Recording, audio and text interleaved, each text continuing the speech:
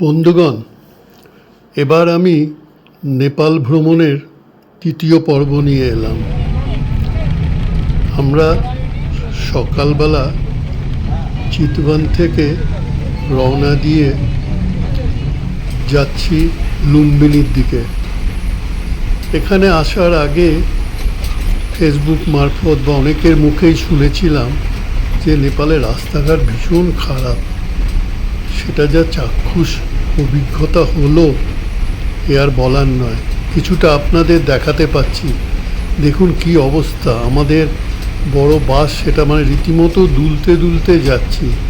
সামনে ধুলো একেবারে অন্ধকার হয়ে যাচ্ছে। এক এক সময় তো এমন অবস্থা যে কোনো গাড়ি দেখা যাচ্ছে না। পাশ থেকে বড় বড় লরি যখন পাস করছে তারাও খুব জোরে হর্ন দিয়ে এখান থেকে পাস করছে, কারণ কার কখন ধাক্কা লেগে যাবে তার ঠিক নেই। এই একটা গাড়ির অ্যাক্সেল ভেঙে গেছে মাঝ রাস্তায়। এই রাস্তাতে প্রচণ্ড অসুবিধা গাড়ি চালানো। কীরকম দেখুন, অন্ধকারে ধোঁয়া হয়ে গেছে, একদম ধুলোর অন্ধকার। ওই যে হেডলাইট জ্বালিয়ে আসছে গাড়ি, বিকট হর্ন দিতে দিতে।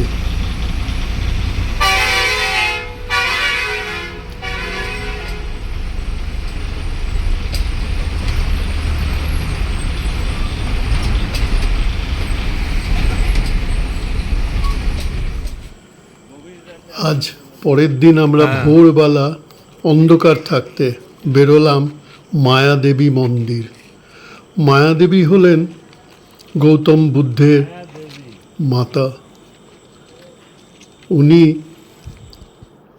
গর্ভাবস্থায় যখন বাপের বাড়ি যাচ্ছিলেন তখন আর সেই প্রসব বেদনা সামলাতে না পেরে এইখানেই উনি গৌতম বুদ্ধের জন্ম দিয়েছিলেন।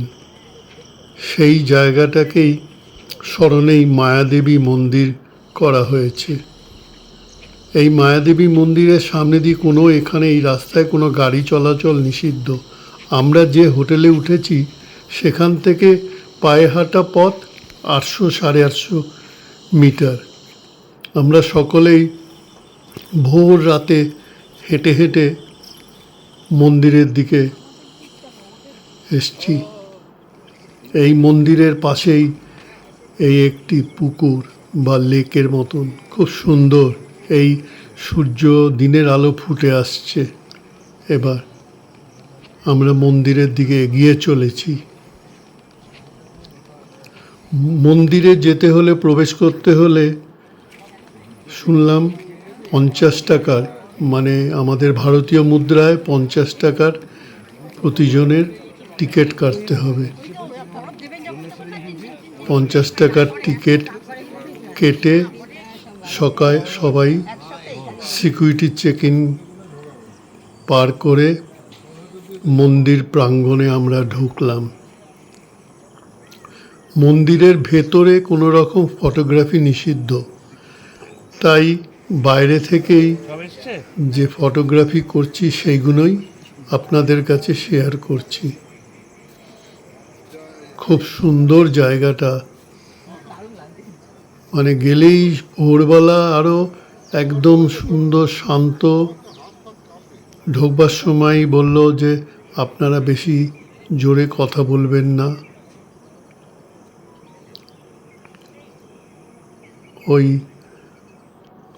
সবাই প্রবেশ করলাম। এখানে সেই পুরনো ধ্বংসাবশেষ রয়েছে, একটা বড় জলাশয়।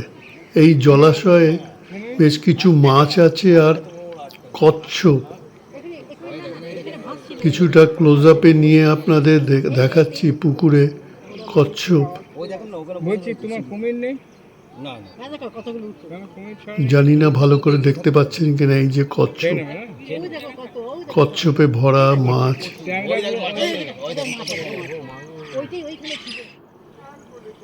এইটা হলো অশোক স্তম্ভ, সম্রাট অশোক বানিয়েছিলেন। মন্দিরের চতুর্দিকটা কি সুন্দর। এবার এই বোধি বৃক্ষ, যার পাদদেশে বসে গৌতম বুদ্ধ নিজের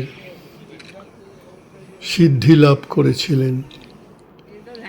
এখানেই আমাদের এক বন্ধু, উনিও ধ্যানে বসে গেলেন।